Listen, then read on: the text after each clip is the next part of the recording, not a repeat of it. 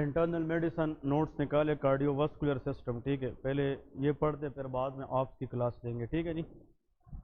सो बिस्मिल्लाह रहमान रहीम। सो yesterday हम पढ़ चुके थे हार्ट फेलियर से पहले कुछ टर्मिनोलॉजीज हम डिस्कस कर चुके थे, और इसमें हमने ये डिस्कस किया था कि एरिथमियास क्या है, बस बात है नहीं, एयरटेल फिब्रिलेशन क्या है, एयरटेल फ्लटर क्या है।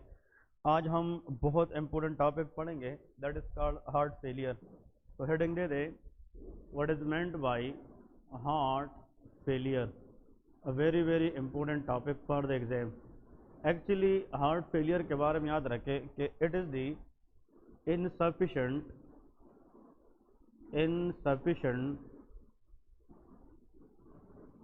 pumping of heart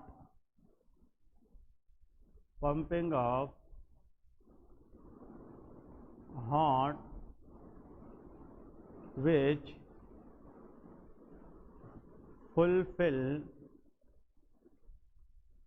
the demand of the body।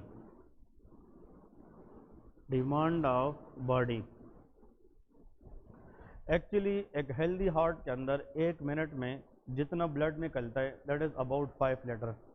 तो हार्ट अगर 5 लीटर ब्लड निकालेगा तो उस पर बॉडी की डिमांड पूरी होगी। लेकिन अगर हार्ट के अंदर ऐसी वीकनेस है कि वो उतना ब्लड ना निकाले जिस पे बॉडी की डिमांड को पूरी करें, ऐसे कंडीशन को हम हार्ट फेलियर कहते हैं। It's mean heart is working but it is working under the normal, मतलब काम तो कर रहे, 2 लीटर 3 लीटर ब्लड निकाल रहा है, लेकिन इस पे बॉडी की डिमांड पूरी नहीं हो रही है। तो ऐसे कंडीशन को हम क्या कहेंगे, हार्ट फेलियर कहते हैं। अब हार्ट फेलियर के सबसे पहले लेके फॉर एग्जाम्पल इसकी जनाब टाइप्स लेके, कि हार्ट फेलियर को हम डिवाइड करते हैं मुख्तलिफ टाइप्स के अंदर। ठीक है जी।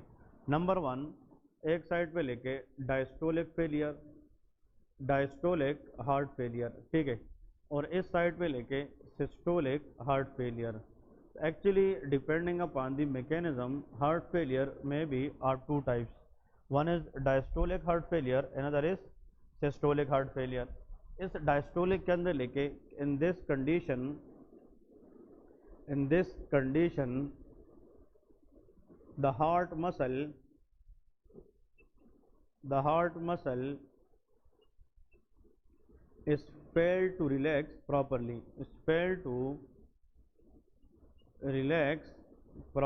इसका मतलब यह है कि ऐसा कंडीशन जिसमें हार्ट के मसल प्रॉपरली रिलैक्स ना करे तो उसको हम डायस्टोलिक हार्ट फेलियर कहते हैं। एक्चुअली डायस्टोल का मतलब रिलैक्सेशन ऑफ द हार्ट और सिस्टोल का मतलब contraction of the heart. Heart के अंदर जो ब्लड की फिलिंग होती है वो डायस्टोल में होती है, और हार्ट से जब ब्लड की इजेक्शन होती है तो वो सिस्टोल में होती है। अगर हार्ट प्रॉपरली रिलैक्स नहीं करेगा तो उसमें इतना ब्लड नहीं आएगा कि वो ज़्यादा से ज़्यादा ब्लड निकाल सके। इट्स मीन कि इस कंडीशन के अंदर सिस्टोल ठीक है, लेकिन हार्ट के अंदर मसला कहाँ पे है, डायस्टोल में है। तो जब फिलिंग कम होगी इजेक्शन भी कम होगी, और इतना ब्लड नहीं होगा जो बॉडी की डिमांड को पूरी करे, तो that will leads to heart failure. ठीक है जी। इसके सामने आप लोग लेके इसका क्लासिकल एग्जाम्पल लेके एग्जाम के अंदर आता है, दैट इज हाइपरट्रोपिक ऑब्स्ट्रक्टेड कार्डियोमायोपैथी। ये हम डिस्कस करेंगे, हाइपरट्रोपिक ऑब्स्ट्रक्टेड कार्डियोमायोपैथी। इस कंडीशन के अंदर हार्ट की जो मसल है उसमें हाइपरट्रोपी होती है, वो इंक्रीज होते हैं, जिसकी वजह से लेफ्ट वेंट्रिकल की ऑब्स्ट्रक्शन होती है। और इस कंडीशन में हार्ट मसल इतने बढ़ते हैं कि वो कंट्रैक्ट तो करते हैं लेकिन वो प्रॉपरली रिलैक्स नहीं करते। तो ये एग्जाम क्वेश्चन है कि जो HOCM है इसके अंदर कौन सा हार्ट फेलियर होगा, डायस्टोलिक हार्ट फेलियर। इसमें लेके in this condition the heart is fail to contract properly, ये इसका उल्टा है। अब जो सिस्टोलिक हार्ट फेलियर है in this condition the heart is fail to contract properly. इसमें जो हार्ट है वो प्रॉपरली कंट्रैक्ट नहीं कर रहा, so this condition is called systolic heart failure. अब इसमें हार्ट जो है वो बियॉन्ड द लिमिट रिलैक्स तो होता है, बियॉन्ड द लिमिट डायलेट तो होता है, लेकिन क्या नहीं कर सकता, सिस्टोल नहीं कर सकता। तो कंट्रैक्शन का मसला है, और जिस हार्ट में रिलैक्सेशन हो रही हो लेकिन क्या ना हो, कंट्रैक्शन, तो उसको हम क्या कहेंगे, systolic heart failure. The best example is dilated cardiomyopathy. ये किसके अंदर होता है, डायलेटेड कार्डियोमायोपैथी। ये हम अभी डिस्कस करेंगे। कार्डियोमायोपैथी अपना एक चैप्टर है, लेकिन उसमें हम टाइप्स पढ़ेंगे। तो जो डायलेटेड कार्डियोमायोपैथीज हैं, this is the most common type of cardiomyopathies. इसमें हार्ट बियॉन्ड द लिमिट क्या होता है, डायलेट। जब हार्ट डायलेट होगा तो वो रिलैक्स होगा, तो वो क्या नहीं कर सकेगा, contract, and that will be systolic failure, that will lead to improper contraction. ठीक है जी। तो एक डायस्टोलिक फेलियर है और एक को सिस्टोलिक फेलियर है, समझ रहे कि नहीं। अब इसमें सबसे इम्पोर्टेंट इसकी जो ड्रग है इस हार्ट फेलियर के अंदर, तो इसमें हम क्या देंगे, ऐसा ड्रग देंगे जिससे हम हार्ट को क्या कर सके, रिलैक्स कर सके। Calcium channel blockers. कौन सी, कैल्शियम चैनल ब्लॉकर्स। कैल्शियम का काम मसल कंट्रैक्शन है, तो यहाँ पे कंट्रैक्शन तो हो रही है लेकिन the heart is fail to relax, तो हमें कैल्शियम को ब्लॉक करना है ताकि कंट्रैक्शन कम हो और हार्ट की मसल प्रॉपर क्या हो, रिलैक्स हो। तो यहाँ पे जो बेस्ट ड्रग है that is called calcium channel blocker. लेकिन जिस हार्ट के अंदर पहली सी रिलैक्सेशन हो लेकिन प्रॉपर क्या ना हो, कंट्रैक्शन, तो हम ऐसा ड्रग देंगे जो हार्ट की मसल में कैल्शियम की लेवल को क्या करें, बढ़ाए, दैट इज डीजोक्सिन। वो कौन सा ड्रग है, डीजोक्सिन। तो digoxin is a drug which is also known as digitalis. इसका दूसरा नाम क्या है, डिजिटेलस। तो डीजोक्सिन या digitalis is the drug which increases calcium in the heart muscle and that will lead to contraction of the heart। ये क्या करेगा, contraction। तो डिजोक्सिन हार्ट के अंदर कैल्शियम की लेवल को बढ़ाता है कि कम करता है, बढ़ाता है। और calcium is ion which help in the muscle contraction, इसलिए इस ड्रग का काम हार्ट के ऊपर पॉजिटिव आयोनोट्रॉपिक है। क्या है, पॉजिटिव आयोनोट्रॉपिक। ये it increases the calcium level to increase the heart contractility. अब एक तो हमने डायस्टोलिक फेलियर पढ़ा और एक को सिस्टोलिक फेलियर पढ़ा। अब आते हैं अनदर टाइप्स, एक और किस्म की टाइप्स है, depending upon the sides of the heart, it may be left side heart failure और राइट साइड हार्ट फेलियर। तो यहाँ पे लेके एक और टाइप्स की तरफ जाते हैं। So left side heart failure और एक साइड पे लेके राइट साइड हार्ट फेलियर। ये आप लोगों को एग्जाम में ज़्यादा आ सकता है कि लेफ्ट साइड और राइट साइड हार्ट फेलियर क्या है, और इसके हमें क्लिनिकल फीचर्स पता होना चाहिए। ठीक है जी। जो लेफ्ट साइड हार्ट फेलियर है ये लेफ्ट साइड के मसले से होता है, right side heart failure right side की मसले से होता है। अब इसमें लिखें what are the different causes of left side heart failure. Exam के अंदर आप लोग बैठे हैं और सर ने पूछा the leading cause of left side heart failure, please the word is uncontrolled hypertension. क्या होता है, अनकंट्रोल्ड हाइपरटेंशन। जब बीपी बहुत ज़्यादा होती है तो उससे फ्यूचर में जाके कौन सा साइड फेल होता है, लेफ्ट साइड। अभी हम डिस्कस करेंगे, तो that will be make easier for you guys to remember for longer time. Number 2 लेके aortic stenosis. Which condition, aortic stenosis. Stenosis का मतलब नैरोइंग ऑफ द वाल्व। अगर हार्ट के अंदर जो वाल्व है उसकी डायमीटर छोटी होती है तो उसको हम क्या कहते हैं, स्टीनोसिस। और यहाँ पे नेक्स्ट लिखे माइट्रल स्टीनोसिस। एक क्या होता है, माइट्रल स्टीनोसिस। तो एक्चुअली जो माइट्रल वाल्व है अगर वो भी नैरो हो जाए तो उसमें लेफ्ट साइड हार्ट फेलियर के चांसेस ज़्यादा होते हैं। अब आते हैं राइट साइड हार्ट फेलियर की तरफ। तो प्लीज़ आप एग्ज़ाम में बैठे हैं और मेरे लिए जो सबसे इम्पोर्टेंट एमसीक्यूज क्वेश्चन है वो ये है कि if a patient has right side heart failure तो 90% of the chance that it must have also left side heart failure. तो ये सेंटेंस आपने यहाँ पे बिल्कुल फिंगर टिप पे लिखे कि the most common cause of right side heart failure is left side heart failure. This should be on the top. ठीक है, that is called left side heart failure. और इस सेंटेंस की जिक्र हम पहले भी कर चुके हैं। इसके बाद नेक्स्ट काज के तरफ जाते हैं, that is called car pulmonale. कौन सा, कार पल्मोनेल। ये कार्डियोलॉजी के अंदर, वार्ड के अंदर फ्रीक्वेंटली प्रोफेसर पूछते हैं कि what is cor pulmonale. We will discuss कि व्हाट इज कार पल्मोनेल। लेकिन cor pulmonale never cause left side, it always cause right side heart failure. Number 3 pulmonary hypertension. Which one, pulmonary hypertension. यहाँ पे जो hypertension है this is called systemic hypertension, but this is called pulmonary hypertension. और आखिर में लेके tricuspid and pulmonary stenosis. Which condition, tricuspid and pulmonary stenosis. चलिए जी, ये काज आप लोग पहले लेके फिर इसको वहाँ पे डायग्रामेटिकली ड्रा करते हैं और डायग्राम के जरिए समझेंगे कि इन दोनों में फ़र्क क्या है और इनकी जो क्लिनिकल पॉइंट्स है वो हम एक दूसरे से कैसे डिफ्रेंशिएट करेंगे। और आप लोग इसके नीचे लेके कि अगर एक पेशेंट है उसमें लेफ्ट साइड हार्ट फेलियर है तो उसकी जनाब क्लिनिकल फीचर्स क्या होने चाहिए।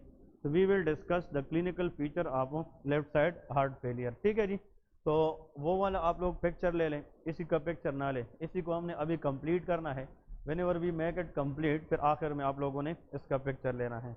लेकिन अब ये काजेज जो है, इसकी एमसीक्यूज क्या है, इसकी ट्रिक क्या है, कंसेप्ट क्या है, उसको थोड़ा सा देखते हैं, फिर आगे हम कंटिन्यू करेंगे। तो आप लोग इसी टेबल से साइड पे आप लोग एक डायग्राम ड्रा करें। उसी डायग्राम के ज़रिए हम डिस्कस करेंगे कि लेफ्ट साइड और राइट साइड हार्ट फेलियर क्या होता है। ठीक है जी। अब वो से सुने। एक्चुअली अगर हम एक सिंपल सी डायग्राम को ड्रा करें तो इस डायग्राम से आप लोग को पता चलता है this is a 4 chambered heart. ठीक है जी। यहाँ पे आप लोग को पता होना चाहिए कि ऊपर 2 एट्रियाज होते हैं और नीचे 2 वेंट्रिकल्स हैं। इस डायग्राम से आप लोग बहुत सारी चीज़ें सीख सकते हैं। तो आप लोग यहाँ पे फोकस करें कि डायग्राम के अंदर हम क्या पढ़ने जा रहे हैं। This chamber is right atrium, this is the left atrium. फिर इसके बाद ये राइट वेंट्रिकल है and this called the left ventricle. ठीक है जी। अब यहाँ पे आप लोगों को पता है कि ऊपर से सुपीरियर वीना केवा और नीचे से इंफीरियर वीना केवा, these two veins they take the deoxy blood and they drain into the right atrium। लेकिन यहाँ पे एक चीज़ याद रखें, जब सुपीरियर वीना केवा और इंफीरियर वीना केवा ये राइट एट्रियम में जाते हैं तो ये डायरेक्टली ड्रेन होते हैं, यहाँ पे कोई वाल्व नहीं होता। ठीक है। तो these vein they are the major vein and they directly drain into the right atrium without any valve. अब गौर से सुनेंगे, ये कॉन्सेप्ट बहुत इंपॉर्टेंट है। जब राइट एट्रियम में ब्लड आता है तो फिर उसको कहाँ पे लेके जाना है, राइट वेंट्रिकल। तो राइट एट्रियम और राइट वेंट्रिकल के दरमियान क्या होता है, वाल्व होता है। This valve is called tricuspid valve. इसका नाम क्या है, ट्राइकस्पिड वाल्व। फिर राइट वेंट्रिकल में जब ब्लड आए तो यहाँ से पल्मोनरी आर्टरी में जाएगी और यहाँ पे जो वाल्व है उसका नाम पल्मोनरी वाल्व है। These are the lungs for example, इसको ब्लड आनी है, ये पल्मोनरी क्या है, आर्टरी है। तो यहाँ पे वाल्व का नाम क्या है, very good, that is called pulmonary valve. इसका मतलब यह है कि राइट एट्रियम और राइट वेंट्रिकल के दरमियान ट्राइकस्पिड वाल्व है, राइट वेंट्रिकल पल्मोनरी आर्टरी के दरमियान पल्मोनरी वाल्व है। तो right side of the heart पे एक ट्राइकस्पिड वाल्व है और एक पल्मोनरी वाल्व है।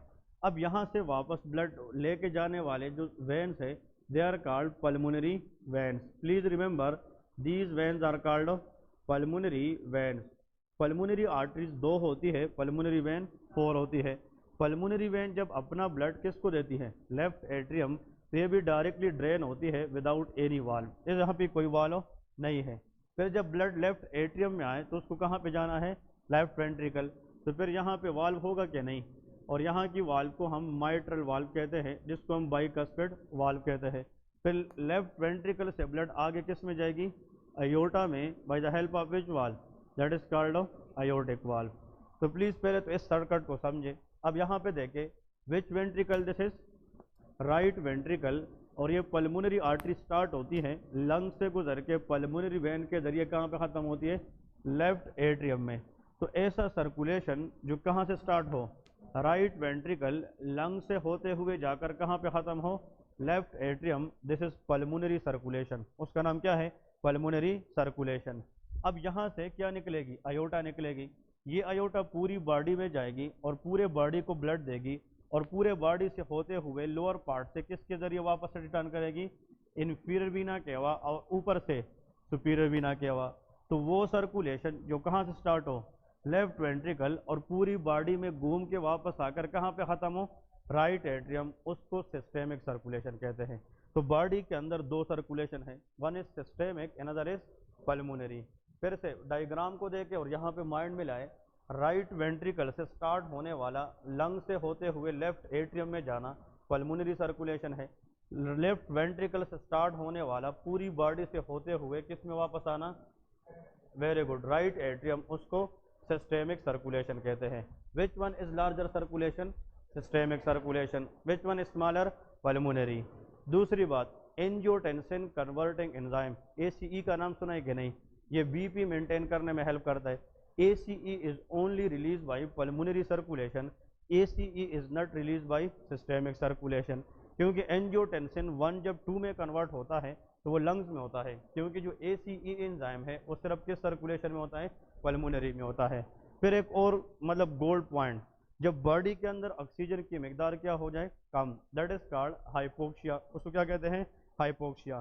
तो अगर ऑक्सीजन की मिकदार कम हो जाए किस सर्कुलेशन में, पल्मोनरी में, तो पल्मोनरी सर्कुलेशन की जो चेंज आती है हाइपोक्सिया के अंदर वो वेजो कंस्ट्रक्शन है, क्या है, वेजो कंस्ट्रक्शन।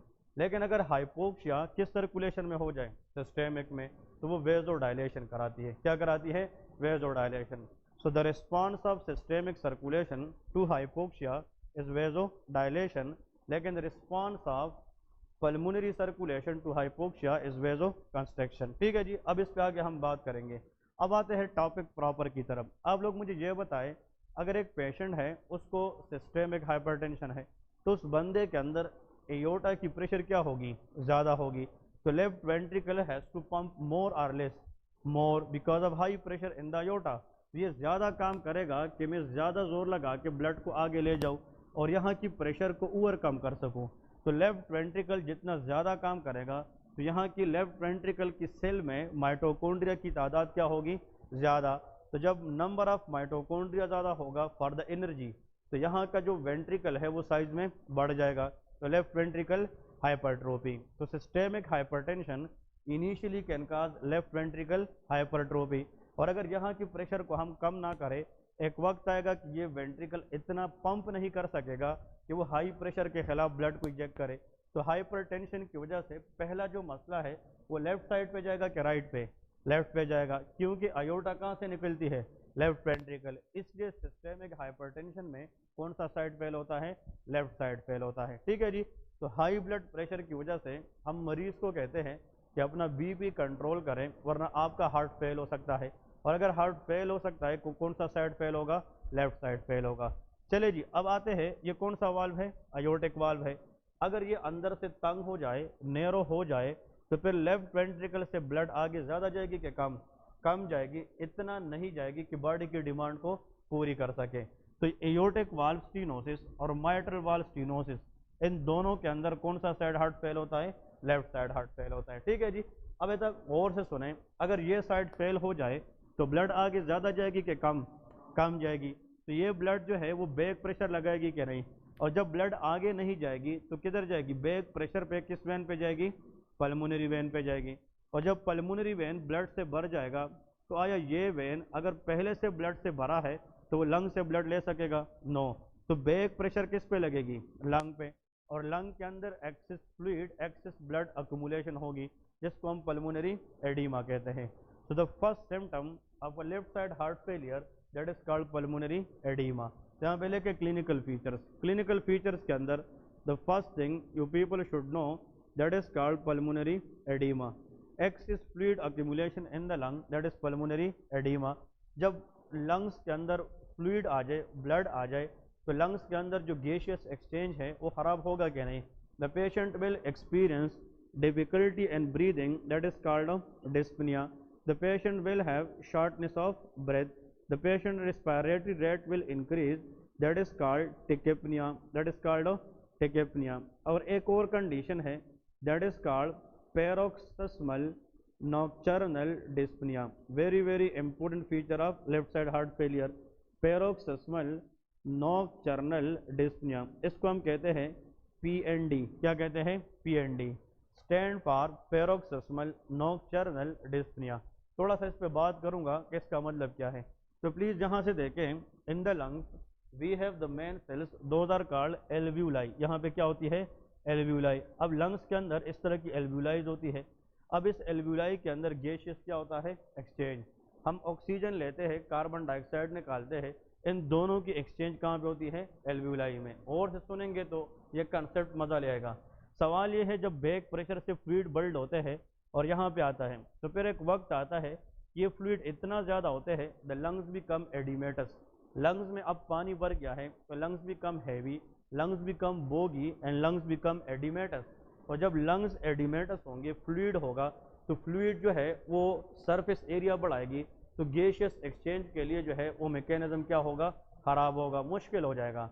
अब सवाल यह है, जितना सरफेस थिन होगा, पतला होगा, उतना गैसियस एक्सचेंज इफिशिएंट होगा। जितना फ्लूइड बढ़ाएंगे, सरफेस एरिया बढ़ाएगा, तो इतना गैसियस एक्सचेंज मुश्किल होगा। अब सवाल ये है कि ये फ्लूइड जब फिर किस में आना शुरू हो जाए, एल्वियोलाई में। एल्वियोलाई की मिसाल लंग्स के अंदर ग्लास है, ग्लास ऐसा है तो आप उसमें पानी भर देंगे, अगर ये आधा ग्लास आप पानी से भर दें तो मतलब यह है कि यहाँ पे गैसियस एक्सचेंज मुश्किल होगा, लेकिन स्टिल इसका अपर पार्ट का जो सरफेस एरिया है वो तो नॉर्मल है कि नहीं है, तो गैसियस एक्सचेंज होगा लेकिन वो कम होगा। अब ये बंदा जिसका एल्वियोलाई फ्लूइड से आधी भरी है, ये बंदा अगर सोता है, रात के वक्त सो जाता है, तो जब इंसान सोता है तो हम जब बैठे होते हैं या इस तरह खड़े होते हैं तो हमारी लंग्स एरेक्ट होती है, जब हम सोते हैं तो लंग्स इस तरह हो जाते हैं, तो ये एल्वियोलाई भी ऐसी हो जाती है। और अगर आधे गिलास पानी में आप गिलास को थोड़ा सा इस तरह टेढ़ा करें तो पानी वहाँ पे रहेगा कि अपर पार्ट में भी आएगा, अपर पार्ट में, और ये पानी जब अपर पार्ट में आएगा तो पूरा एल्वियोलाई भरेगा कि नहीं, और जब ये भरेगा तो एकदम इंसान की सांसों रुक जाती है। तो वो बंदा हैबत के मारे, डर के मारे रात को आंखें मतलब खोल के उठ जाता है और फ्रेश एयर लेने के लिए विंडो की तरफ जाता है, यार मुझे तो सांस रुक गई। फिर जब 2 मिनट के लिए उठता है तो उसकी जनाब पोजीशन फिर ऐसी हो जाती है, तो जब फ्लूइड फिर नीचे जाते हैं बंदा क्या हो जाता है, ठीक हो जाता है। फिर जब आंख लगती है फिर मसला होता है। तो ये इशू, ये जो डिफिकल्टी इन ब्रीदिंग है, ये रात के वक्त कांस्टेंट होता है कि ऑन ऑफ होता है, ऑन ऑफ होता है, दैट इज पैरोक्सिस्मल। और ड्यूरिंग द नाइट होता है स्लीप में, तो आंसर इज नॉकटर्नल। और difficulty in breathing is dyspnoea, इस केस को हम PNDs कहते हैं। तो आप लोग जितने हॉस्पिटल में जाते हैं कार्डियोलॉजी वार्ड के अंदर, तो उसकी जो बेड है वो हमेशा फ्लैट नहीं होती, वो बेड थोड़ी सी अपराइट होती है। इसका वजह यह है कि ये बंदा जब सोए तो इसकी जो पोजीशन है वो कम्प्लीटली फ्लैट ऑफ ना हो, अगर ये फ्लैट होगी तो उसको रात के वक्त डिस्पनिया के चांसेस तो ज़्यादा होंगे। ठीक है जी। अब सवाल ये है कि या तो हम उसके पीछे पिलोज रखते हैं, सराना वगैरह रखते हैं, तकिया रखते हैं, ताकि बंदा सोए भी थोड़ा सा ऐसा हो ताकि इसकी लंग्स कंप्लीटली ऐसी ना जाए। समझ रहे कि नहीं? तो आज आप लोग को ये चीज़ समझ आ गई कि हार्ट फेलियर के पेशेंट को कंप्लीटली फ्लैट नहीं सुलाना चाहिए, उसकी जो बैक है उसको थोड़ा सा सपोर्ट देना है ताकि इसकी लंग्स ऐसी रहे, ताकि उसमें एडिमा के चांसेस हो कम रहे। ठीक है जी, याद रखें। तो यहाँ पे जितने सिम्टम्स ये बताए हैं, these symptoms are related to the lungs. तो मतलब respiratory symptom in heart failure is always which side heart failure, left side, क्योंकि लंग से ब्लड रिसीव करने वाला साइड कौन सा है, लेफ्ट साइड है। तो जब लेफ्ट साइड पंप नहीं करेगा तो मसला भी वहाँ पे जाएगा जहाँ से ब्लड ले रहा है, और वो लंग से। तो पल्मोनरी एडिमा के सिम्टम किस साइड हार्ट फेलियर में होता है, लेफ्ट साइड हार्ट फेलियर में। अब आते हैं clinical features of right side heart failure. अब एक और पॉइंट और से सुने, शाबाश, फोकस आप लोगों ने यहाँ पे करना है। अगर ये साइड फेल है तो इनिशियली मसला कहाँ पे जाएगी, लंग्स पे जाएगी। जब लंग्स पानी से भर जाएंगे तो आया वो पल्मोनरी आर्टरी से ब्लड ले सकेंगे, नो। तो पल्मोनरी आर्टरी के अंदर प्रेशर क्या होगी, ज़्यादा।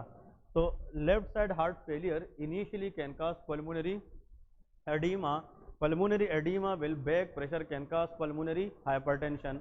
तो जब यहाँ पे आप प्रेशर बढ़ाएंगे तो राइट वेंट्रिकल को पंप ज़्यादा करना होगा कि कम, ज़्यादा, तो राइट वेंट्रिकल हाइपरट्रोफी। और एक वक्त आएगा कि right ventricle will fail against high pressure which is present in pulmonary artery. तो मसला कहाँ से स्टार्ट हुआ था, लेफ्ट साइड पे, आया है लंग्स पे, लंग्स से वापस किस साइड पे चला गया है, राइट साइड पे।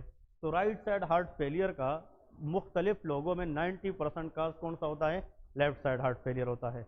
अब आपके पास एक मरीज आता है, उसका कौन सा साइड हार्ट फेल है, शाबाश, इधर फोकस करें, कौन सा, राइट साइड है। लेकिन जब आप उसका ECG करते हैं, ईको करते हैं, तो उसके लेफ्ट साइड में कुछ भी नहीं होता, उसका लेफ्ट साइड बिल्कुल ठीक होता है। लेकिन उस बंदे को यहाँ पे निमोनिया है, क्या है, नमोनिया है, यहाँ पे TB है, यहाँ पे क्या है, मतलब COPD है, क्या है, COPD, लंग कैंसर है, ब्रोंकिएक्टेसिस है। ये सारे के सारे डिजीज किसको अफेक्ट करते हैं, लंग्स। तो जब लंग्स अफेक्ट हो जाए तो फिर ये किससे ब्लड नहीं लेगा, पल्मोनरी आर्टरी। तो लंग्स की प्रॉब्लम में अगर बैक प्रेशर की वजह से कौन सा साइड फेल हो जाए, राइट साइड। मैं फिर से कह रहा हूँ, if right side is fail when primarily the problem lies in the lungs, that is called cor pulmonale. उसको क्या कहते हैं, कार्पल्मोनेल। अगर लंग्स की बीमारी ने राइट साइड को फेल किया तो उसको क्या कहेंगे, कार्पल्मोनेल। लेफ्ट साइड की मसले में इनिशियल मसला किधर जाता है, लंग्स पे, और लंग्स राइट साइड को फेल करता है। लेकिन उसको कार्पल्मोनेल इसलिए नहीं कहते कि प्राइमरीली प्रॉब्लम कहाँ स्टार्ट हुआ है, लेफ्ट साइड से। मैं कहता हूँ अगर लेफ्ट साइड ठीक है और प्राइमरीली मसला कहाँ से स्टार्ट हो, लंग से, और ये बैक प्रेशर में जाके राइट को फेल करे, तो ऐसे कंसेप्ट को हम कार्पल्मोनियल कहते हैं। अगर एक पेशेंट है उसको न लंग्स का मसला है न लेफ्ट साइड का मसला है, उसका मेन मसला पल्मोनरी किस में है, आर्टरी में है, तो यहाँ पे जब हाइपरटेंशन है तो right ventricle has to pump more against this high pressure. So pulmonary hypertension can cause right ventricle hypertrophy and it will cause which side heart failure, right side heart failure। ये वाल कौन सा है, tricuspid वाल, और यहाँ पे pulmonary वाल। अगर ये भी नैरो है ये भी नैरो है, तो आगे ब्लड जाना ज़्यादा होगा कि कम, कम होगा। इतना ब्लड नहीं जाएगा जो किसकी डिमांड को पूरी करे, लंग्स को। तो we will say which side heart failure, right side heart failure. इसका मतलब या तो वाल्व का स्टीनोसिस होना चाहिए, pulmonary hypertension, cor pulmonale and left side heart failure.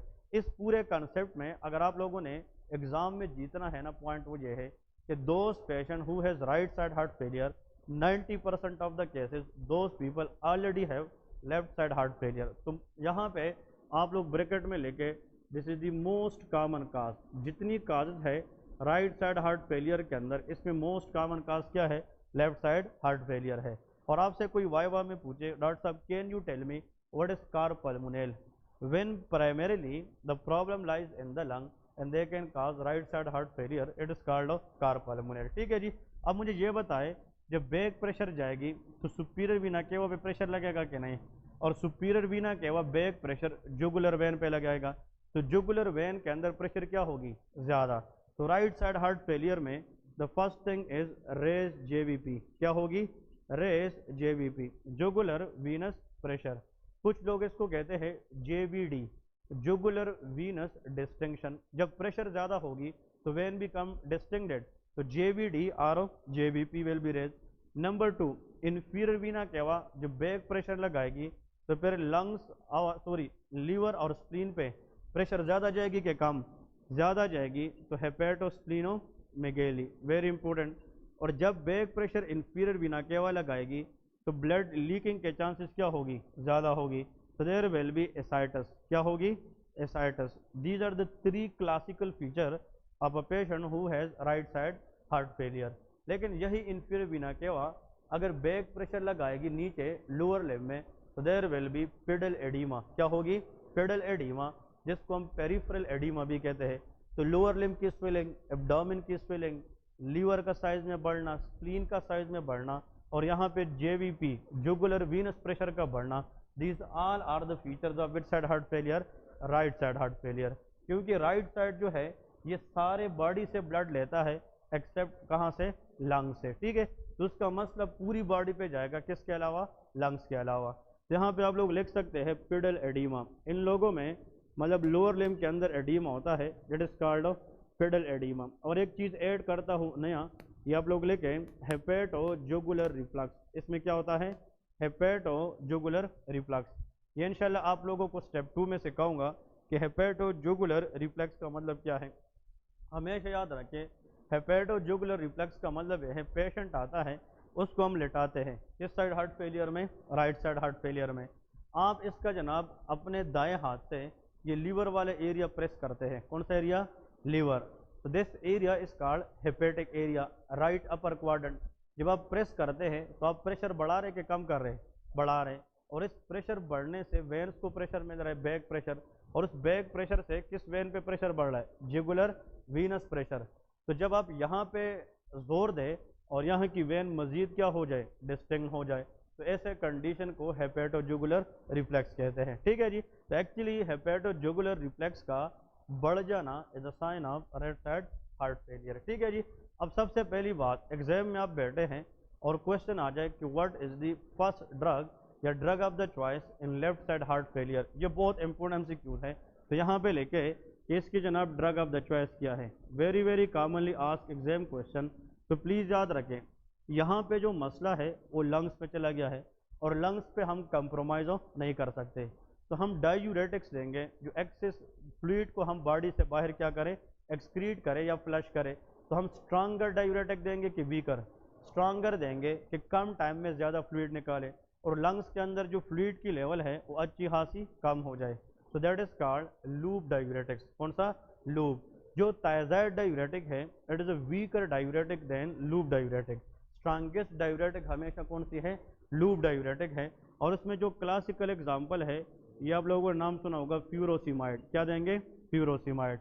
या लेजिक्स वगैरह, जो लेजिक्स के नाम से इंजेक्शन होता है, जब इंसान का बीपी एकदम हाई है तो हम लेजिक्स लगाते हैं और फिर मरीज को बताते हैं कि इस मेडिसिन के बाद आपको पेशाब ज़्यादा आएगी। जितना वो पेशाब ज़्यादा पास करेगा, फ्लूइड लेवल कम होगा, तो इनडायरेक्टली बीपी भी क्या कम हो जाती है। तो furosemide is a drug of the choice if we want to give in pulmonary edema. लेकिन जो फ्यूरोसिमाइड है, नीचे इसकी साइड इफेक्ट्स लिखे, एग्जाम के अंदर आता है। नंबर 1, ओटोटॉक्सिसिटी, ये एयर को प्रॉब्लम करा सकती है। इसलिए जिन लोगों को एयर डिफेक्ट हो तो उनको हम फ्यूरोसिमाइड की डोज क्या देंगे? कम देंगे। क्योंकि ये जो ड्रग है ना furosemide, please the first MCQs question that is called ototoxicity. Ototoxicity का मतलब it can damage the ear leading to hearing loss. Number 2, furosemide can cause hypocalcemia. Furosemide is a thiazide diuretic के loop diuretic, so it can loop can lose calcium, ये calcium को body से निकालता है, तो it can cause hypocalcaemia. तो इससे tetani हो सकती है कि नहीं? It can cause tetany. Number 2, जो फ्यूरोसिमाइड है, ये यूरिक एसिड की लेवल को बॉडी से एक्सक्रीट करने में इनहिबिट करता है, तो hyperuricaemia. It can cause gouty arthritis, ये क्या करा सकता है? Gouty arthritis. क्योंकि जब यूरिक एसिड का लेवल बॉडी में बढ़ जाए, it will deposit in the joint leading to gout. और गाउट के अंदर the most common joint affected is the great toe. वो कहाँ पे होता है? Great toe. और आखिर में लेके मेटाबॉलिक अल्कलोसिस, ये क्या कराता है? Metabolic alkalosis. These are the most important side effects of furosemide. तो furosemide is a ototoxic, it can cause hearing loss, hyperuricaemia, hypocalcaemia and metabolic alkalosis. ठीक है जी। अब यहाँ पे दो चीज़ आप लोगों को मैं समझा रहा हूँ, ये बहुत इंपॉर्टेंट चीज़ है जो एग्जाम के अंदर आप लोगों के इंशाल्लाह 2-3 एमसीक्यूज में काम आएगी। This is for example a cell. Cell के अंदर जितना एनवायरनमेंट है इसको हम आईसीएफ कहते हैं, एंट्रा सेलुलर फ्लूइड। और सेल से बाहर को क्या कहते हैं? ईसीएफ कहते हैं, एक्स्ट्रा सेलुलर फ्लूइड। अब गौर से सुने, होता यह है कि यहाँ पे ईसीएफ के अंदर जो ब्लड है, फॉर एग्जांपल इसमें पोटाशियम हम देखते हैं, अगर पोटाशियम का लेवल ब्लड में हमारे पास क्या हो जाए? कम हो जाए। इस कमी को पूरी करने के लिए पोटाशियम को कहाँ से आना पड़ेगा? सेल से। और से सुनेंगे कॉन्सेप्ट कि potassium will go out of the cell if there is already decrease potassium in the blood. और यहाँ पे जब पोटाशियम बाहर आता है तो बाहर से हम सेल को बदले में क्या देंगे? हाइड्रोजन देंगे। और हाइड्रोजन को हम प्रोटॉन कहते हैं। क्या कहते हैं? प्रोटॉन। अब इस ट्रांसपोर्ट के अंदर इन दोनों की जो मूवमेंट है वो सेम है कि अपोजिट है? अपोजिट है। इसको हम हाइड्रोजन पोटाशियम एंटीपोर्ट कहते हैं। क्या कहते हैं? Hydrogen potassium antiport. एंटीपोर्ट वो ट्रांसपोर्ट होता है जिसमें मॉलिक्यूल की जो एक्सचेंज है वो क्या होती है? अपोजिट होती है। आप लोग इस बात को यहाँ पे समझने की फिर से कोशिश करें कि अगर ब्लड में पोटाशियम क्या है?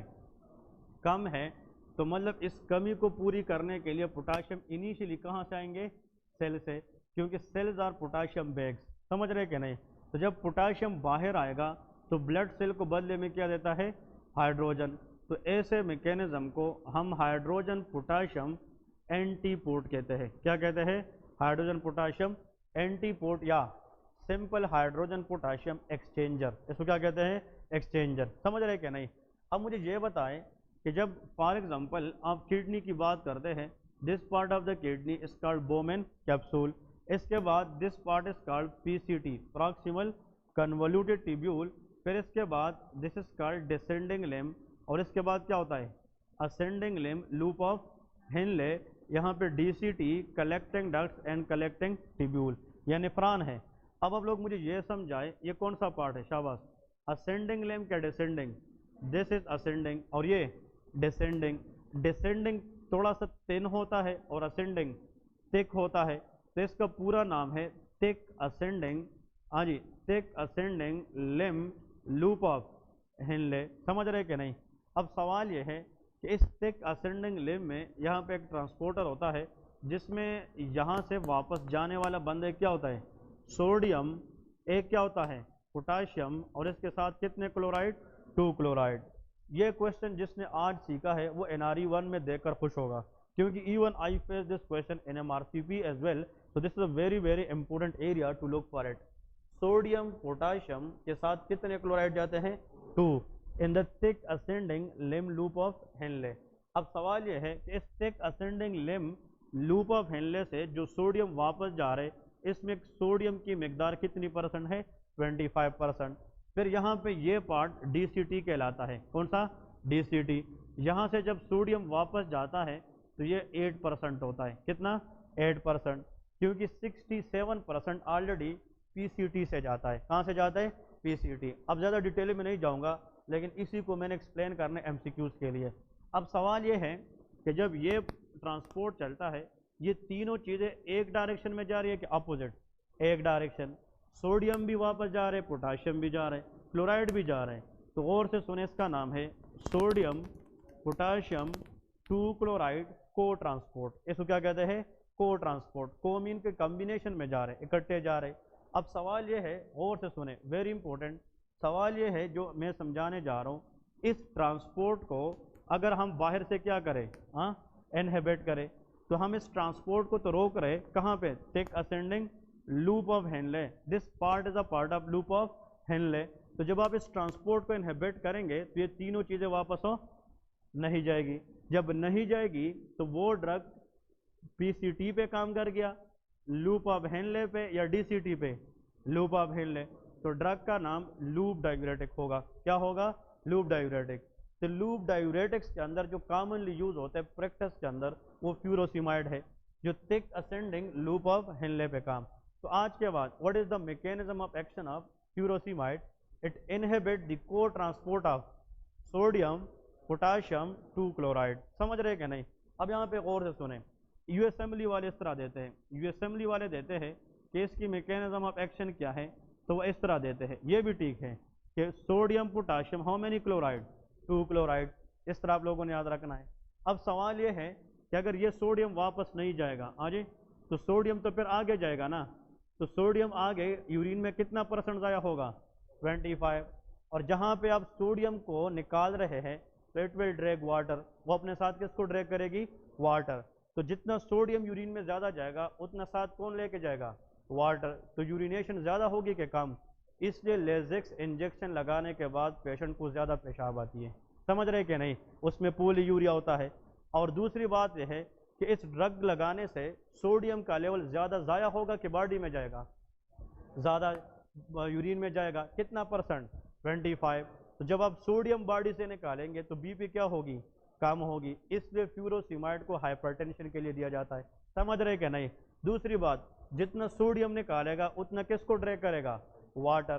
तो वो वाटर अगर लंग में है तो उसको भी ड्रैग करेगा, किडनी में है उसको भी ड्रैग करेगा। तो इसलिए हम पल्मोनरी एडिमा भी देते हैं। समझ रहे कि नहीं? अब सवाल यह है जो मैं समझाने जा रहा हूँ, इस पेशेंट में जब हम क्या देंगे, तो ये न कि सिर्फ सोडियम को ब्लॉक करेगा, किसको भी करता है? पोटाशियम को। तो पोटाशियम का लेवल इस ड्रग के होते हुए ब्लड में क्या होगा? ज़्यादा के कम? कम होगा। हाइपोकैलेमिया। तो जब ब्लड में पोटाशियम क्या है? कम है, तो इसको पूरा करने के लिए कहाँ से आएगा? सेल से। और हम सेल को क्या देंगे? हाइड्रोजन। हाइड्रोजन एसिड है कि नहीं? तो आप हाइड्रोजन को अंदर डाल रहे, तो ब्लड में हाइड्रोजन की मिकदार कम हो रही है कि ज़्यादा? कम। तो जब आप ब्लड में एसिड को कम करेंगे तो pH तो एसिडोसिस नहीं रहेगा ना, तो किसकी तरफ जाएगा? इसलिए मेटाबॉलिक अल्कलोसिस होता है। अब समझ गए कि नहीं?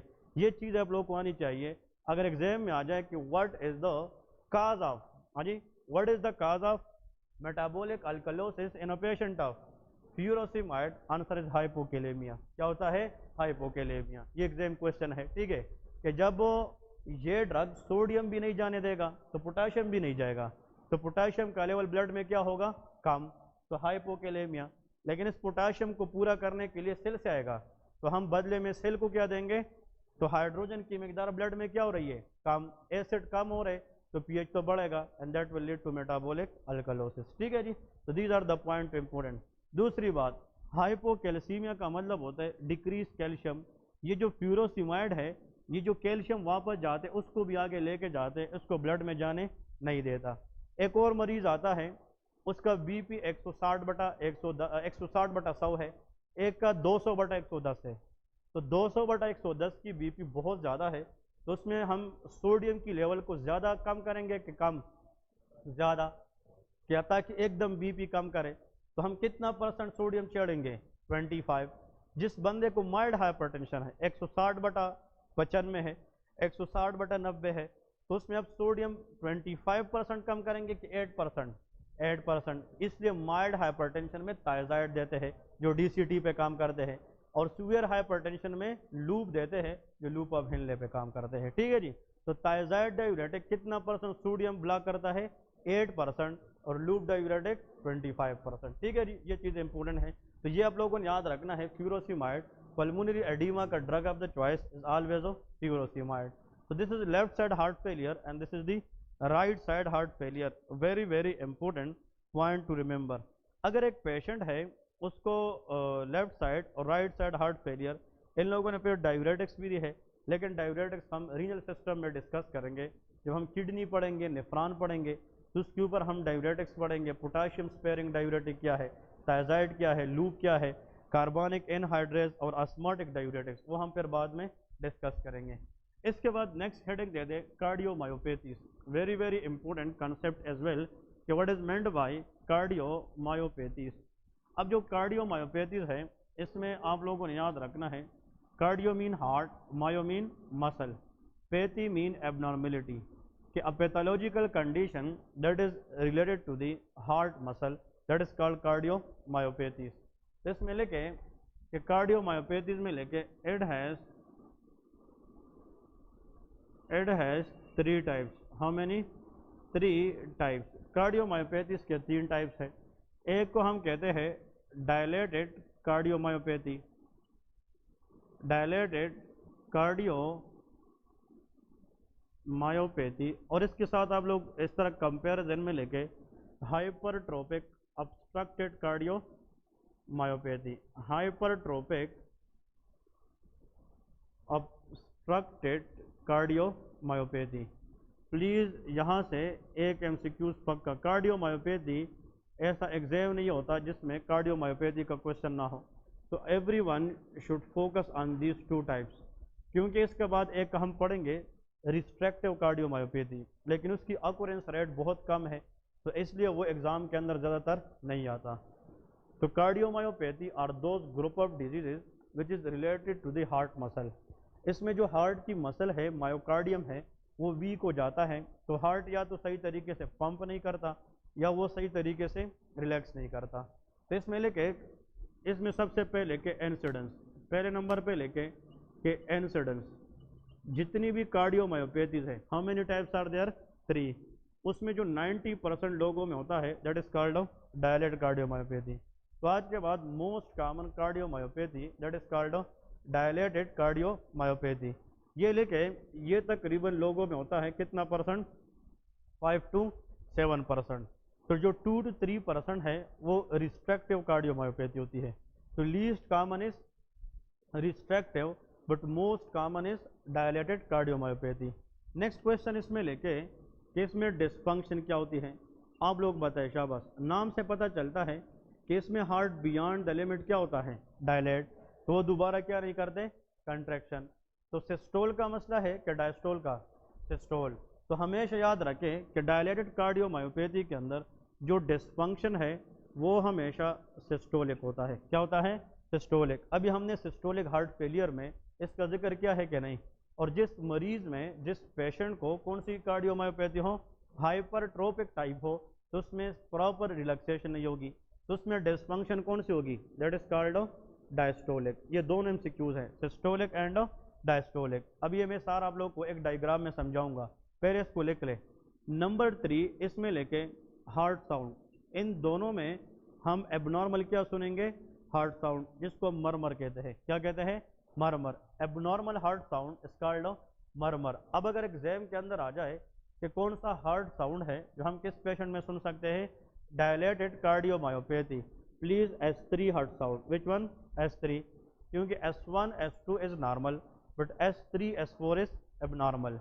लेकिन S3 कुछ कंडीशन में क्या है, नॉर्मल है, लेकिन अगर S3 को हम कहाँ पे सुने, dilated cardiomyopathy, this will be considered pathological. ये क्या होगी? पैथोलॉजिकल। कौन सी हार्ट साउंड है आदिशान जो किस कंडीशन में हो? HOCM, that is S4। वो कौन सा हार्ट साउंड है? S4। अभी डिस्कस करवाऊंगा कि किस तरह आएंगे। इसको स्टार करें, heart sound are favourite, very very important one. Number 4, इसके लेके काजेस, कि what are the causes of dilated cardiomyopathy. Initially बहुत सारे लोग आते हैं जिनकी हम जितना वर्कअप करें हमें एग्जैक्ट काज का पता नहीं होता, दैट इज एडियोपैथिक। लेकिन कुछ लोगों में कार्डियोमायोपैथी के काज होती है। Number 1, alcohol intake. जो लोग अल्कोहल इंटेक करते हैं उनमें डायलेटेड कार्डियोमायोपैथी के चांसेस ज़्यादा होते हैं, क्योंकि alcohol can weaken the heart muscle, ये हार्ट मसल को वीक करते हैं। नंबर 2 लेके इसके बाद that is called beriberi. Which condition? Beriberi. Very very commonly asked exam question. Actually जो बेरी बेरी है ये विटामिन B1 जिसको थायमीन कहते हैं उसकी डेफिशिएंसी है। Beriberi is a deficiency of which vitamin? Vitamin B1 जिसको thymine कहते हैं। बेरी बेरी के दो टाइप्स है, dry beriberi and wet beriberi. तो dilated cardiomyopathy is seen in wet beriberi. ये किस में होता है? Wet beriberi. यार हार्ट का हमेशा लेन देन ब्लड के साथ होता है, तो heart is all the time wet from the blood, therefore heart failure हमेशा हमेशा किस बेरी बेरी में? Wet beriberi. Muscle weakness in the skeletal area, that is in the dry beriberi. तो ड्राई बेरी बेरी में muscle weakness होता है, अपर limb and lower limb. लेकिन wait beriberi में डायलेटेड कार्डियोमायोपैथी होता है। Number 4 इसमें लेके that is called cocaine use. किस वजह से? Cocaine use. जो लोग कोकेन यूज करते हैं उनमें भी डायलेटेड कार्डियोमायोपैथी के चांसेस ज़्यादा होते हैं। और नंबर 4 के अंदर एक और चीज़ भी लेके, a very very important MCQs, एक वायरस है जिसको कोक्साइकी वायरस कहते हैं। कौन सा? Coxsackie virus. तो Coxsackie virus infection can also cause dilated cardiomyopathy. और आखिर में लेके ड्रग्स, कुछ ड्रग्स ऐसी है कि उसकी साइड इफेक्ट कौन सी कार्डियोमायोपैथी है? Dilated cardiomyopathy. तो एक ड्रग मैं मेंशन करता हूं जो फेवरेट है एग्जाम के अंदर, that is called doxorubicin. Which drug? Doxorubicin. और इसके सामने लेके it is anti cancer drug. ये कौन सा ड्रग है? Anti cancer. ये ऐसा ड्रग है कि हम कैंसर की मरीज में यूज करते हैं, लेकिन इस ड्रग की जो साइड इफेक्ट है वो भी डायलेटेड कार्डियोमायोपैथी है। इस तरह काज और भी है, मैं और काज भी लिखवा सकता हूँ, लेकिन इसमें सबसे इंपॉर्टेंट जो है वो ये है। एक हमने पढ़ा था माइक्रोबायोलॉजी में, चागास डिजीज। कौन सी डिजीज? चागास डिजीज, जो ट्राइपेनोसोमा क्रूजी की वजह से होता है। तो चागास डिजीज के अंदर 3 एरिया जो है वो साइज में क्या हो जाते हैं? बड़े हो जाते हैं। Mega oesophagus, mega colon and mega heart. और mega heart is dilated cardiomyopathy. तो आप सी के अंदर CHAGAS चागास डिजीज भी लिख सकते हैं। तो इस सी में 3 है, कोकेन है, इसमें कोक्साइकी वायरस है, इसमें चागास डिजीज भी है, CHAGAS। तो इनिशियली देखें, जब हम किसको मालूम करते हैं? Dilated cardiomyopathy. तो प्लीज़ याद रखें इसका जो ABCD याद रखना है। ABCD mean alcohol injection, beriberi, cocaine, Coxsackie, Chagas and D for doxorubicin. ठीक है। So ABCD is the mnemonic how to remember the causes of dilated cardiomyopathy। अब आते हैं यहाँ पे इसकी काज लेके कि what is the cause of hypertrophic obstructed cardiomyopathy। इसको कार्डियोलॉजी वाले सिंपली कहते हैं the patient has HOCM। इसको लोग हुक्म कहते हैं। क्या कहते हैं? हुक्म, HOCM, that is HOCM. HOCM disease is hypertrophic obstructed cardiomyopathy. हमेशा इस बात पे इसलिए जोर दे रहा हूँ, favourite all the time for examiner, this cardiomyopathy is classically seen in those patient who has positive family history. इसमें क्या होती है? Positive. How many types of cardiomyopathy we have? 3। उन 3 में से अगर किसी एक में जेनेटिक प्रॉब्लम हो सकती है वो हुक्म के अंदर हो सकती है। यहाँ पे लेके it is autosomal dominant condition. ये क्या होता है? Autosomal dominant. और जिस डिजीज में ऑटोसोमल डोमिनेंट होता है तो हर प्रेगनेंसी में 50% चांस होता है कि ऑफस्प्रिंग में भी वो डिजीज हो जाती है। तो ऑटोसोमल डोमिनेंट कंडीशन है हुक्म कंडीशन। और इसमें जो मसला है यहाँ पे लेके हैवी चेन ऑफ हाँ जी मायोसिन। किसके अंदर? Heavy chain of myosin. ये जो मायोसिन है it is a muscular protein. जिस तरह आप लोगों ने नाम सुना होगा कि ट्रोपोमायोसिन, मायोसिन, एक्टिन, ये नाम सुने कि नहीं? तो मायोसिन हार्ट के मसल में उसकी जो सिंथेसिस है उसके अंदर म्यूटेशन होता है। तो heavy chain of myosin mutation can leads to a condition known as HOCM। तो दो बातें, कौन सी कार्डियोमायोपैथी फैमिली में रन करती है? हुक्म। वो नेचर में ऑटोसोमल रिसेसिव है कि डोमिनेंट है? डोमिनेंट है। और कौन सी प्रोटीन की म्यूटेशन होती है? मायोसिन।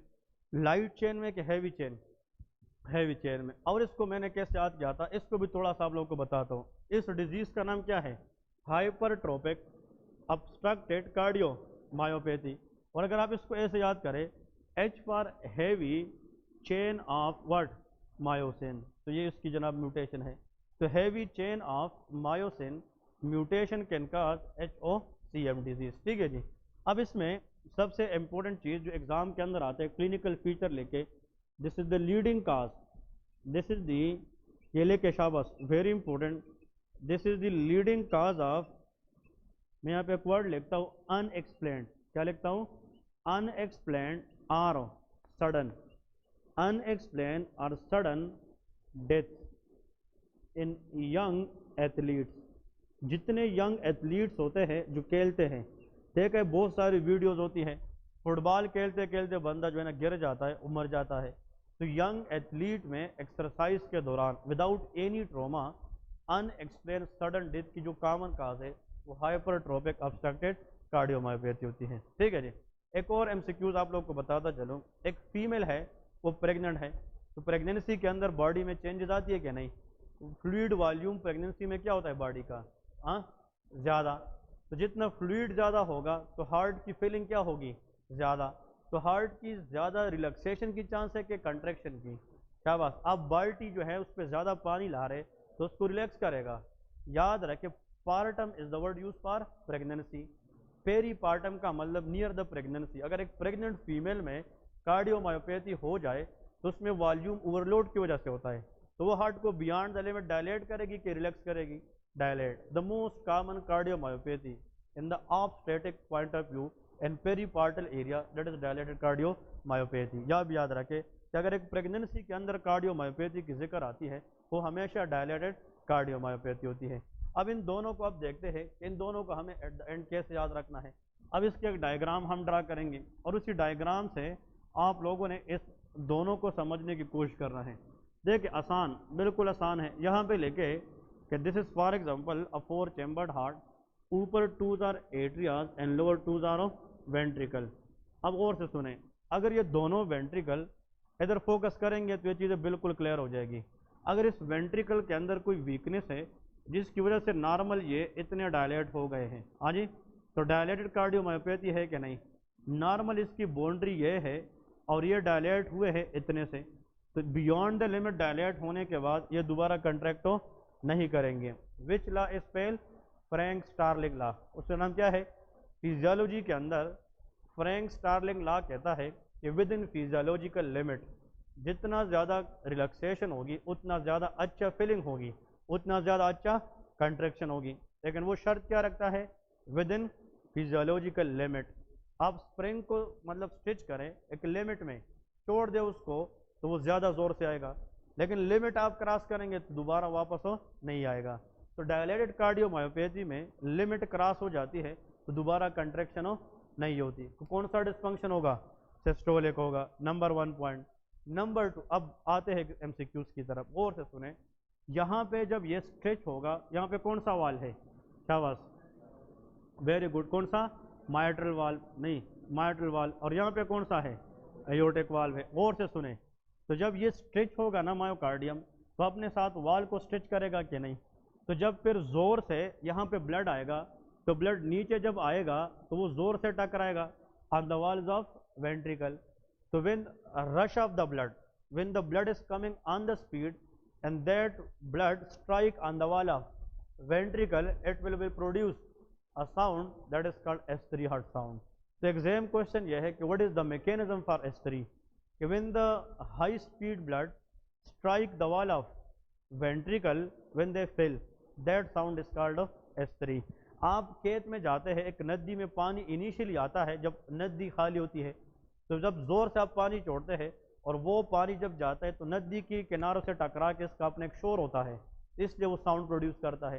तो जब यहाँ से स्पीड से ब्लड आता है और वो किसके वाल से टकराता है, वेंट्रिकल, तो वो एक साउंड प्रोड्यूस करता है जिसको हम S3 गैलोप साउंड कहते हैं। इसका वैसे जो नॉर्मल नाम है दैट इज कॉल्ड S3 गैलोप। ठीक है, याद रखें। अब एक और पॉइंट की तरफ आ रहे हैं, इंपॉर्टेंट क्वेश्चन। मुझे ये बताए कि for example this is the same chambers of the heart. अब देखें, ये अगर हम देखते हैं यहाँ पे कौन सा वाल है, माइट्रल वाल है। अब गौर से सुने, very important, this is called ventricular septum. ये क्या है, ventricular septum. Very important MCQs now is coming.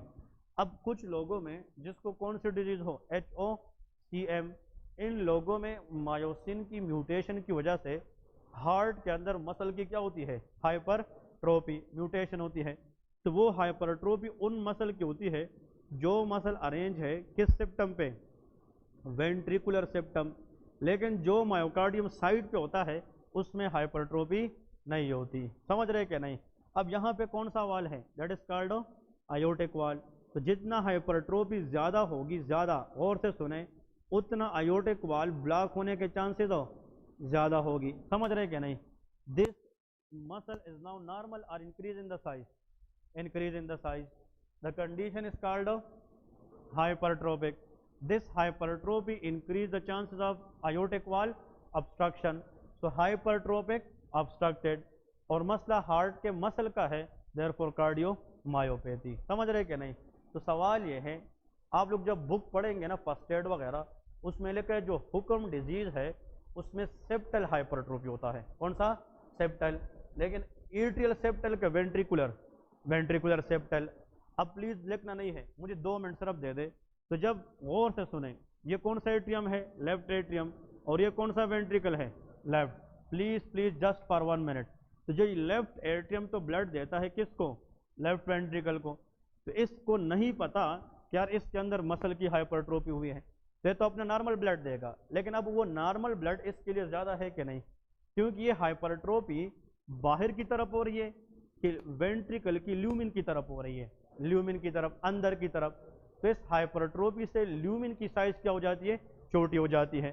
तो जब ये छोटी हो गई तो फिर इस पे जो ब्लड आएगा, नॉर्मल ब्लड जो पहले ये ले रहा था जब ये इतना था, आया सेम ब्लड अब ये ले सकेगा, नहीं लेगा। फिर से सुने, ये नहीं लेगा। तो जब ज्यादा ब्लड आएगा और ये लेगा नहीं और आगे निकाल भी नहीं सकेगा, क्योंकि क्या है, ऑब्स्ट्रक्शन है। तो ये ब्लड फिर किधर जाएगा, हाँ जी, एनीवन कैन गेस। ये ब्लड फिर वापस उधर जाएगा जम पे जहां से आया है, कि मैं ले नहीं सकता। तो माइट्रल वाल्व रीगर्जिटेशन क्या होगी, रीगर्जिटेशन, और वापस ब्लड का जाना नॉर्मल है कि एबनॉर्मल, एबनॉर्मल। अब ये लेफ्ट एट्रिया के जो सेल है, लेफ्ट एट्रिया के जो सेल है, that will what, contract against the backward blood flow. ये बात जिसने सीखी बस उसने कार्डियोलॉजी में पॉइंट निकाल दिया है। अगर किसी ने नहीं सीखी तो प्लीज यकीन करें आप लोग फिर नुकसान करेंगे। नहीं समझ आए तो कहे सर दोबारा बताए, अब एक दफा बताने लगा हूं। लेकिन मैं कहता हूँ ना लिखे यार, ना लिखे तो समझे। अगर मैंने 2 मिनट बाद पूछा और नहीं आता तो फिर नुकसान है। समझ गए कि नहीं। यहाँ पे लेफ्ट एट्रियम नॉर्मल ब्लड देते हैं, लेफ्ट वेंट्रिकल, लेकिन इस वेंट्रिकल में पहले से मसल की क्या है, हाइपरट्रोफी। तो इस वेंट्रिकल का ल्यूमिन छोटा हो गया है। तो जब लेफ्ट एट्रियम इसको ब्लड देता है, ये नॉर्मल ब्लड अब नहीं ले सकता क्योंकि इसका ल्यूमिनो छोटा है। तो ये जब ब्लड खुद नहीं लेगा तो ये वापस प्रेशर लगा के उसको वापस देगा। लेकिन लेफ्ट एट्रियम के लिए वापस ब्लड आना नॉर्मल है कि नॉर्मल। तो लेफ्ट एट्रियम दोबारा पुश करेगा कि उसको पुश करे कि क्यों आया है। तो वो क्या करेगा, रिलैक्स करेगा कि कंट्रैक्ट। कौन से सेल, वेंट्रिकल के एट्रियम। तो देखिए, contraction of left atrial cell against the regurgitating blood, that contraction of the left atrium is normal or abnormal, abnormal, क्योंकि वो तो backward blood की वजह से है। तो the abnormal contraction of left atrial cell against the regurgitating blood will produce a sound is called S4, इसको S4 कहते हैं। तो जो S3 था ना, वो ब्लड जब आ रहा था और वो ब्लड वेंट्रिकल की वॉल से स्ट्राइक कर रहा था ना, तो उसको S3 कहते हैं। और यहां से जब ब्लड वापस चला गया और उसके खिलाफ लेफ्ट एट्रियम ने क्या किया, कंट्रैक्ट, उससे जो साउंड आया उसका नाम S4 होता है। समझ रहे कि नहीं? तो S4 heart sound is produced by ventricle contraction या एट्रियल कंट्रैक्शन, राइट एट्रियम के लेफ्ट एट्रियम, और इस कंट्रैक्शन को कार्डियोलॉजी के अंदर लेफ्ट एट्रियल क्लिक भी कहते हैं। क्या कहते हैं? Left atrial click. तो अगर आप लोग यहाँ पे सिर्फ ये लिखें कि that is also known as left atrial click, यार इससे आसान कोई नहीं समझाएगा, very very easy to understand, that is left atrial click, उसको हम कहते हैं। तो एक हमारे पास हाइपरट्रोफिक ऑब्स्ट्रक्टेड कार्डियोमायोपैथी है। अब आते हैं एक और पॉइंट की तरफ। अब आप लोग कहोगे कि सर ये और अच्छी जो है ना आपने चीज़ बताई है, यार इसमें जो वेंट्रिकल है, हाँ जी, ये जब डायलेट होते हैं तो ये अंदर की तरफ जाते हैं कि बाहर की तरफ? हाँ, बाहर की तरफ। और इसमें जो हाइपरट्रोफी है वो अंदर की तरफ। तो गौर से सुने, इसमें ग्रोथ इनवर्ड है और इसमें वेंट्रिकल की ग्रोथ आउटवर्ड है। तो जो ग्रोथ बाहर हो इसको कहते हैं इसेंट्रिक वेराइटी, उसको क्या कहते हैं? Eccentric hypertrophy. इससे वेंट्रिकल बढ़ रहे कि कम हो रहे? बढ़ रहे, तो इसका नाम इसेंट्रिक क्या है? हाइपरट्रोफी। ये किधर जा रही है? अंदर, तो इसका नाम कंसेंट्रिक हाइपरट्रोफी है। ये पॉइंट समझ गए? हुक्म के अंदर कौन सी हाइपरट्रोफी है? कंसेंट्रिक। और डायलेटेड कार्डियोमायोपैथी के अंदर इसेंट्रिक।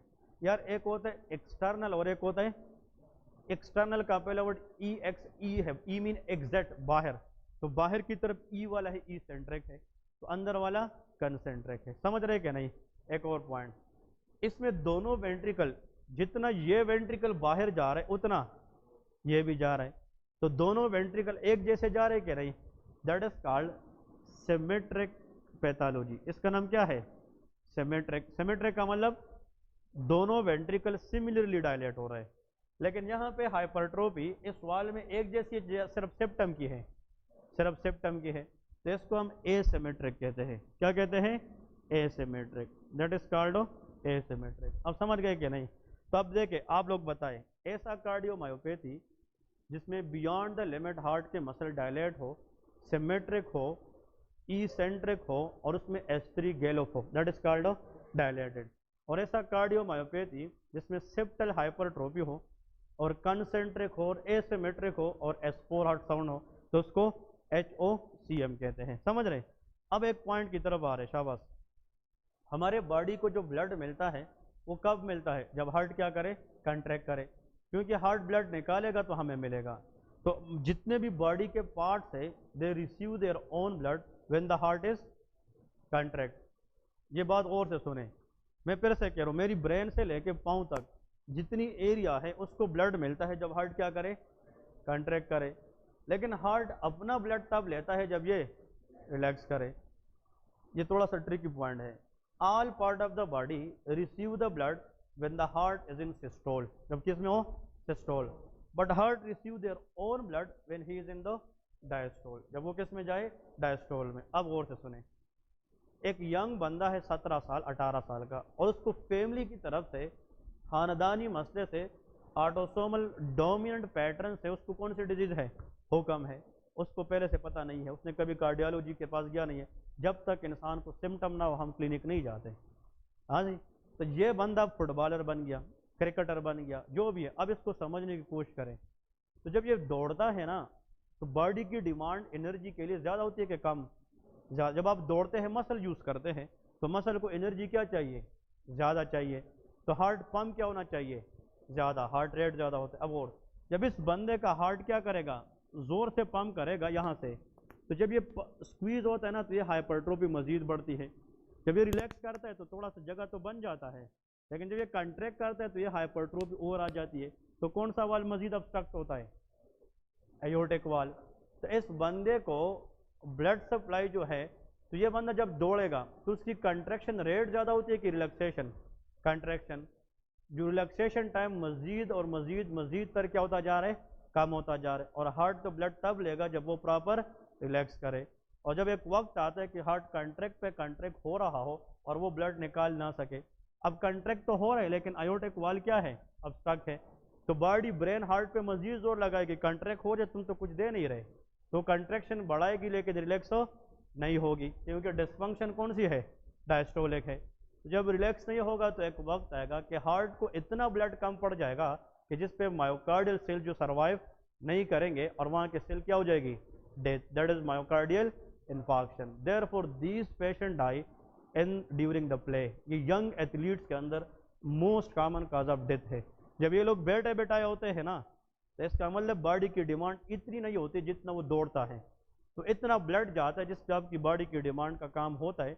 जब ये लोग दौड़ना शुरू करते हैं तो बॉडी की डिमांड डबल हो जाती है, फिर ये बॉडी की डिमांड को पूरी नहीं कर सकते। इसलिए हाइपरट्रोपिक ऑब्स्ट्रक्टेड कार्डियोमायोपैथी का मरीज अगर इनिशियली डायग्नोज हो जाता है, इन लोगों को हम बताते हैं कि आप स्पोर्ट्स में हिस्सा ना लें। ये स्पोर्ट्स में हिस्सा नहीं लेंगे, ये वहाँ पे काम नहीं करेंगे जहाँ पे उसकी बॉडी जोर लेती है, क्योंकि ये बॉडी की डिमांड को पूरी नहीं कर सकते। ठीक है जी। तो यंग एथलीट्स के अंदर जो आप लोगों के पास the most common cause of death है वो हुक्म है। चलिए जी, अगर आप एग्जाम में आता है the gold standard investigation for dilated cardiomyopathy, वो इको कार्डियोग्राफ है। क्या है, इको, वो इको कार्डियोग्राफ है। लेकिन अगर आप एक्सरे करें, हाँ जी, एक्सरे ऑफ व्हाट, एक्सरे करें चेस्ट एक्सरे, तो उसमें हार्ट की वेंट्रिकल बड़े नजर आएंगे कि छोटे, बड़े। इसको हम कहते हैं बैलूनिंग ऑफ द हार्ट। कौन सा, बैलूनिंग। ये लिख ले, डायलेटेड कार्डियोमायोपैथी के अंदर लेके कि ऑन एक्सरे इस बंदे की अगर हम देखें, इस बंदे की अगर हम CXR चेस्ट एक्सरे करते हैं तो उसमें जो हार्ट की वेंट्रिकल है वो हमें बड़े नजर आएंगे। इसको हम क्या कहते हैं, ballooning of heart. Ballooning mean कि जिस तरह गुब्बारे में आप हवा भरते हैं तो वो बढ़ जाती है ना, तो ballooning of the heart is a clinical features of dilated cardiomyopathy. ठीक है जी, इट्स वेरी वेरी इंपॉर्टेंट। दो बातें, डायलेटेड कार्डियोमायोपैथी में ब्लड आगे ज्यादा जा रहा है कि कम, शाबाश, आगे ब्लड कम जा रहे हैं, ज्यादा ब्लड वेंट्रिकल में है। एक वक्त आएगा ये वेंट्रिकल फुल हो जाएंगे, तो प्रेशर आगे जाने की बजाय किधर जाएगी, बैक, और बैक जाने से पल्मोनरी क्या हो सकती है, एडीमा। तो याद रखे, हाँ, यहाँ पे वापस जाने से ब्लड पल्मोनरी वेन्स में रिटेन होगा कि आर्टरी में, हाँ, यहाँ से ब्लड वापस जाएगा तो यहाँ से तो पल्मोनरी वेन्स आ रहे हैं, यहाँ से पल्मोनरी आर्टरी जा रहे थे, तो यहाँ पे हार्ट फेलियर में इनिशियली प्रॉब्लम वेन पे जा रही कि आर्टरी पे, वेन में।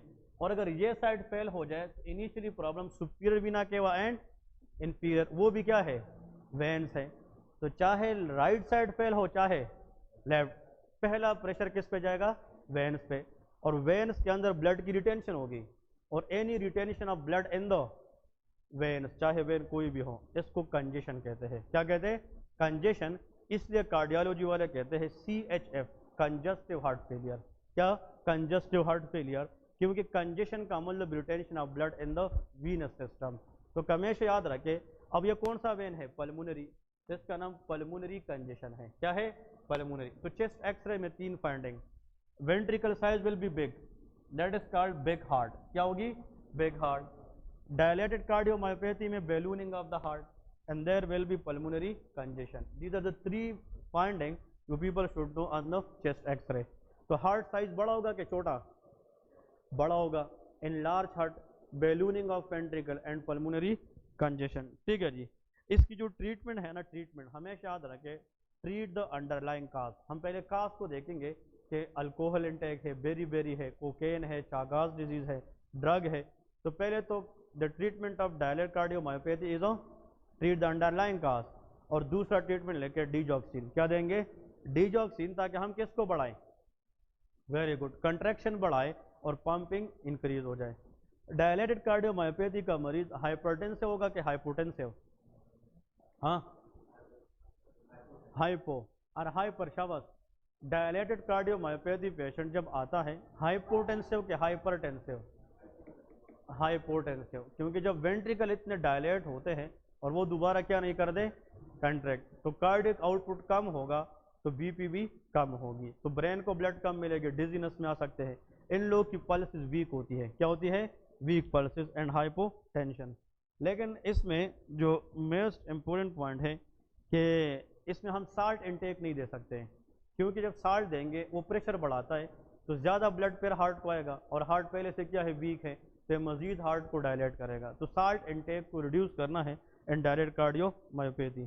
क्विकली लिखे कि HOCM की ट्रीटमेंट, क्विकली लिखे हुक्म के अंदर hypertrophic obstructed cardiomyopathy. Please the most important treatment सबसे पहले कि बीटा ब्लॉकर क्या देंगे, बीटा ब्लॉकर, ताकि हम हार्ट को रिलैक्स कर सके। इनिशियल सिम्टोमेटिक रिलीफ के लिए क्या देंगे, beta blocker followed by calcium channel blocker. तो यहाँ पे देखें इस कंडीशन में हमें हार्ट को कंट्रैक्ट करने की रिलैक्स करना है, रिलैक्स करना है ताकि जगह बढ़ाए, ताकि जगह बढ़े और ये ब्लड आकर वापस ना जाए। तो उसके लिए हमें beta blocker and calcium channel blocker. Same drug हम डायलेट वाले को नहीं दे सकते क्योंकि उल्टा मैकेनिज्म है, समझ रहे कि नहीं। तो beta blocker for symptomatic relief and another is calcium channel blocker are the second line best agent for हुक्म कंडीशन। लेकिन अगर एक पेशेंट है, हाँ, और एक चीज बताने precaution, this patient should avoid exercise and training. इन लोगों को बताया जाता है कि आप एक्सरसाइज और ट्रेनिंग में हिस्सा ना ले। They are not allowed because during exercise this patient can die because of ischemia to the heart. ठीक है जी। और एक चीज ये मजे की बात है, एक होते अल्कोहल एब्लेशन। अल्कोहल एब्लेशन का मतलब हम इंट्राकार्डिक अल्कोहल इंजेक्ट करते हैं। If you inject alcohol to the heart muscle, ये एपिडेमियोलॉजिकल डेटा है कि अल्कोहल का इफेक्ट हार्ट के मसल श्रिंकेज का है। तो जब पहले से हार्ट की क्या होती है, हाइपरट्रोफी, तो we want to increase the size और decrease, we want to shrink that muscle. तो अगर आप यहाँ से मसल को श्रिंक करेंगे तो ल्यूमिन बढ़ जाएगा कि नहीं, जब ल्यूमिन बढ़ेगा तो हाइपरट्रोफी के चांसेस कम होंगे, ऑब्स्ट्रक्शन कम होगी। तो सम टाइम ये नहीं चले कि अल्कोहल एब्लेशन में be effective in the treatment of hypertrophic obstructive cardiomyopathy but it is not used in the clinical practice in Pakistan। ठीक है जी।